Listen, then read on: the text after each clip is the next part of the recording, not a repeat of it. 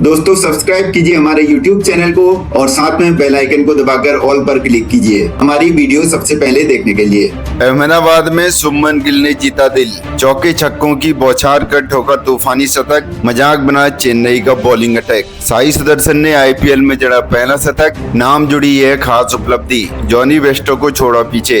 शुभमन गिल और साई सुदर्शन के बाद गेंद से चमके मोहित शर्मा। गुजरात ने चेन्नई सुपर किंग्स को 35 रन से चटाई धूल, रोमांचक हुई प्लेऑफ की जंग। दोस्तों मुझे तो ऐसा लगता है कि शुभमन गिल ने BCCI के गाल पर तमाचा मार दिया है, क्योंकि उनका सिलेक्शन T20 वर्ल्ड कप के लिए नहीं हुआ है। अगर आपको T20 वर्ल्ड कप का स्कोर जानना है तो हमारे चैनल पर वीडियो मिल जाएगी, आपको वहां से देख सकते हैं। नमस्कार दोस्तों, चेन्नई के खिलाफ आया गुजरात टाइटंस के दोनों ओपनर बल्लेबाजों का तूफान और दोनों ओपनर बल्लेबाजों ने शतक लगा करके T20 में रचा इतिहास और चेन्नई के खिलाफ खड़ा कर दिया विशाल स्कोर। और फिर उसके बाद आया चेन्नई सुपर किंग्स के दो बल्लेबाजों का तूफान और अंत में इस रोमांचक मुकाबले में इस टीम ने जीत दर्ज कर ली। तो क्या है इस मुकाबले का पूरा हाईलाइट बताएंगे दोस्तों आपको हमारी इस वीडियो में। लेकिन दोस्तों अगर आप भी MS धोनी और CSK की टीम के फैन है तो हमारे चैनल को सब्सक्राइब जरूर कीजिएगा, क्योंकि आपके एक सब्सक्राइब से मुझे बहुत ही मोटिवेशन मिलता है दोस्तों।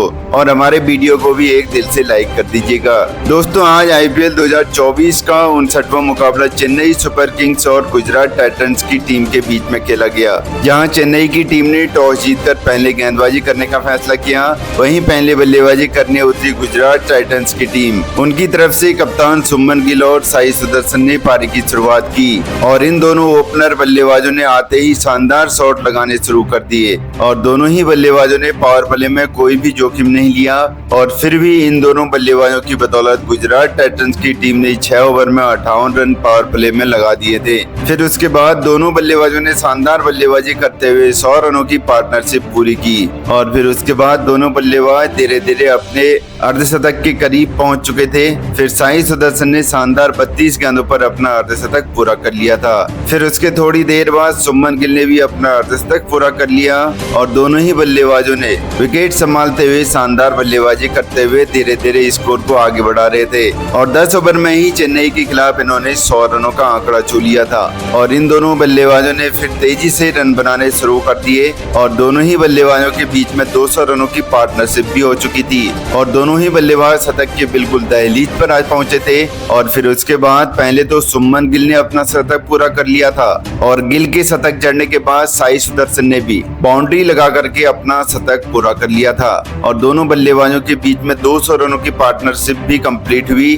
और फिर उसके बाद साई सुदर्शन 103 रन के स्कोर पर आउट हो जाते हैं और 210 के स्कोर पर गुजरात को पहला झटका लगता है। फिर उसके बाद शुभमन गिल भी बाउंड्री लगाने के चक्कर में 104 रन के स्कोर पर आउट हो जाते हैं और 213 रन के स्कोर पर GT को दूसरा झटका लगता है। फिर उसके बाद डेविड मिलर और शाहरुख खान के बीच में शानदार पार्टनरशिप होती है और डेविड मिलर शानदार 11 गेंदों पर 16 रन की पारी खेलते हैं और आखिरी गेंद पर शाहरुख खान 2 रन बना करके रन आउट हो जाते हैं और GT की टीम 20 ओवर में 231 रन 3 विकेट के नुकसान पर बनाती है। और CSK की टीम की तरफ से तुषार देशपांडे ने सबसे ज्यादा 2 विकेट चटकाए। जवाब में 232 रन के लक्ष्य का पीछा करने उतरी चेन्नई की टीम की बेहद ही खराब शुरुआत रहती है, क्योंकि आते ही सचिन रविंद्र 1 रन के स्कोर पर डेविड मिलर के द्वारा रन आउट हो जाते हैं और चेन्नई की टीम को 2 रन के स्कोर पर पहला झटका लगता है। फिर उसके बाद दूसरे ओवर की पहली गेंद पर अजिंक्य रहाणे को भी 1 रन के स्कोर पर संदीप वॉरियर्स का शिकार हो जाते हैं और 2 रन के ही स्कोर पर चेन्नई को अजिंक्य रहाणे के रूप में दूसरा झटका लग जाता है। फिर उसके बाद ऋतुराज गायकवाड़ और डेरिल मिचेल के बीच में छोटी सी पार्टनरशिप होती है,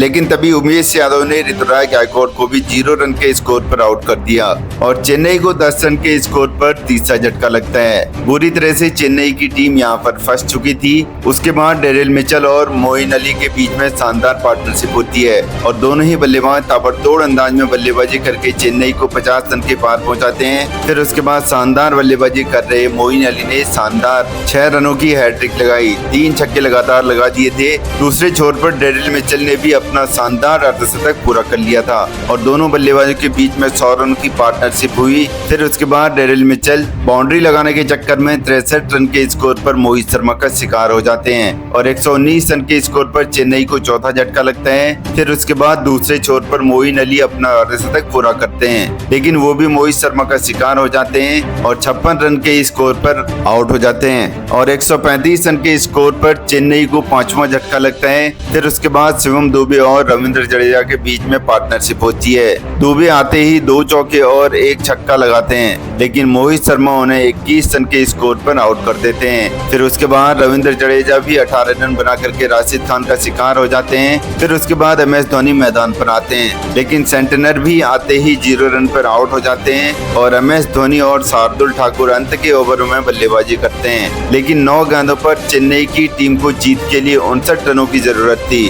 जो बनाना नामुमकिन था और चेन्नई की टीम इस मुकाबले में हार जाती है और चेन्नई की इस हार की वजह से RCB की टीम को प्लेऑफ में जाने का रास्ता मिल चुका है। अब देखना होगा कि क्या RCB अपने आने वाले मुकाबले में जीतकर प्लेऑफ में जगह बनाएगी या नहीं। तो दोस्तों, ऐसे ही क्रिकेट से जुड़ी सभी ताजा खबरों के लिए हमारे चैनल को सब्सक्राइब जरूर कीजिएगा और वीडियो को भी एक दिल से लाइक कर दीजिएगा। मिलते हैं अगले वीडियो में, तब तक के लिए नमस्कार।